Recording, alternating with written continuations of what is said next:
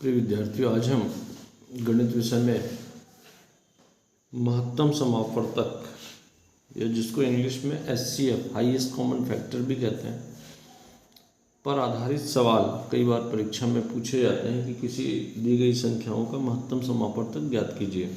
तो जैसे हम एक उदाहरण के लिए एक प्रश्न लेते हैं कि 18 और 48 का महत्तम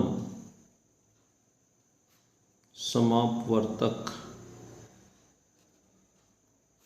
ज्ञात कीजिए।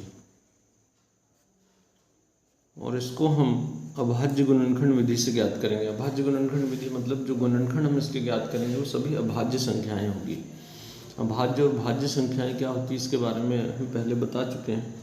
तो हम यहाँ इसको देखें तो पहली संख्या 18 है, तो हम 18 के अभाज्य गुणनखंड ज्ञात करेंगे। तो अभाज्य गुणनखंड निकालने के लिए हम ये सम संख्या है तो सबसे पहले 2 से भाग देंगे तो 2 का भाग 18 में 9 बार जाएगा, तो 2 9 18।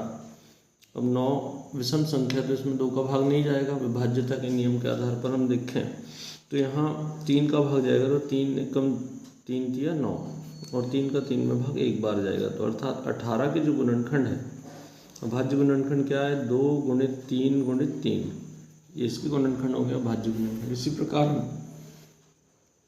48 के अभाज्य गुणनखंड निकालें तो 48 में इकाई का अंक इसमें 8 है, अर्थात 2 का भाग जाएगा। हमने 2 का भाग दिया तो 2 दूनी 4, 2 चौके 8। फिर हम देखें 2 का भाग जा सकता है 2 एकम 2, 2 दूनी 4, 12 बार गया। फिर 2 का फिर 12 में 6 बार जाएगा, 2 छक्के 12 होता है इसलिए। फिर 2 का भाग 6 में 3 बार जाएगा और अंत में 3 का भाग 1 बार जाएगा। तो इस प्रकार से हम देखें कि 48 के जो अभाज्य गुणनखंड है वो आ रहे हैं 2 गुणित 2, 2 आ रहा है कुल 4 बार, तो 2 गुणित 2 गुणित 2 और अंत में 3 है। तो इस प्रकार से हमने देखा इनके अभाज्य गुणनखंड ज्ञात किए। इन अभाज्य गुणनखंडों में से हम अब देखें कि इसमें सार्व गुणनखंड कौन से। सार्व मतलब जो दोनों में आ रहे हैं। यहाँ देखा जाए तो एक बार ये 2 दोनों में आ रहा है और इसी प्रकार अब यहाँ 2 नहीं है पर नीचे 2 है पर ऊपर नहीं है। अब यहाँ 3 कितनी बार है, यहाँ 2 बार है पर नीचे 3 एक ही बार है। तो इसका सार्व गुणनखंड दूसरा सार्व गुणनखंड क्या हुआ 3 हुआ। सार्व गुणनखंड मतलब जो दोनों में उभयनिष्ठ गुणनखंड, तो उसी को हम कहेंगे। तो यहाँ 18 एवं 48 का महत्तम समापवर्तक, तो इसका महत्तम समापवर्तक जो इसके सार्व गुणनखंड है या जो उभयनिष्ठ गुणनखंड है वो होंगे। तो यहाँ पर एक बार आ जाएगा 2 और दूसरी बार हम देखें जोड़ी बनी है 2 की, तो एक बार 2 आएगा और एक बार 3 आएगा। तो इस प्रकार से हम देखें 2 या 6, तो इसका जो महत्तम समापवर्तक होगा तो उत्तर जो होगा हमारा कि 18 एवं 48 का महत्तम समापवर्तक बराबर होगा 6, यह हमारा उत्तर होगा।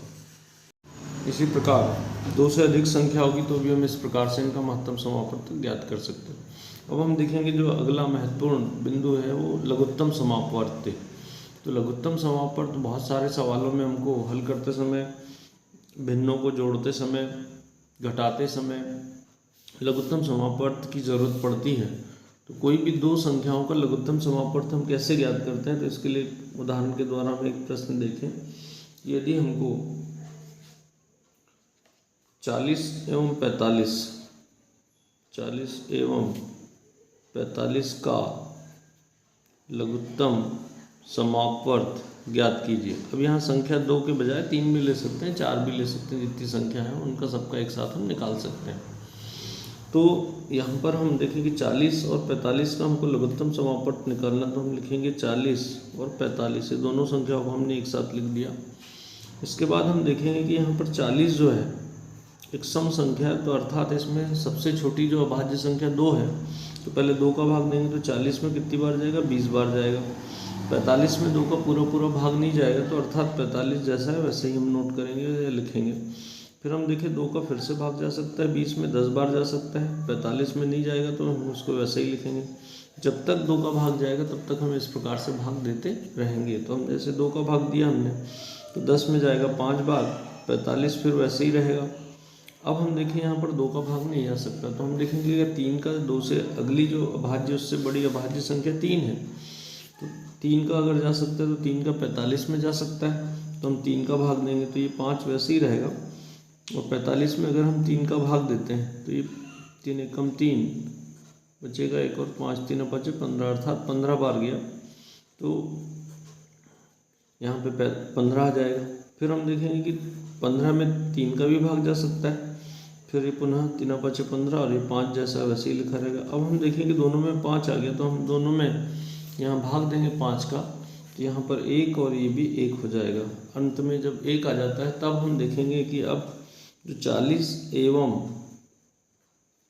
45 का लघुत्तम समापवर्त जो होगा वो क्या होगा कि यहाँ हम देखें 2 कितनी बार है, 1 2 3, तो 3 बार 2 है, और 3 कितनी बार है, 2 बार है, तो 3 गुणित 3, और अंत में 5 है। तो इन सबका हम गुणा करें तो 5 तिया 15, 15 तिया 45, 45 दूनी 90, 90 दूनी 180, 180 दूनी 360, तो 360 जो दोनों संख्याएं हैं 45, 40 और 45, ये दोनों का जो लघुत्तम समापवर्त होगा वो 360 होगा। अर्थात 360 ऐसी सबसे छोटी संख्या है जिसमें 40 का भी भाग जा सकता है और 45 का भी पूरा भाग जा सकता है। तो इस प्रकार से हम इनका लघुत्तम समापवर्त जो ज्ञात करना है, इस प्रकार से इसका उत्तर हो जाएगा कि 40 एवं 45 का लघुत्तम समापवर्त, या इंग्लिश में इसको हम LCM भी कहते हैं, 360 होगा। इस प्रकार से हम किसी भी दी हुई संख्या का लघुत्तम समापवर्त ज्ञात कर सकते हैं।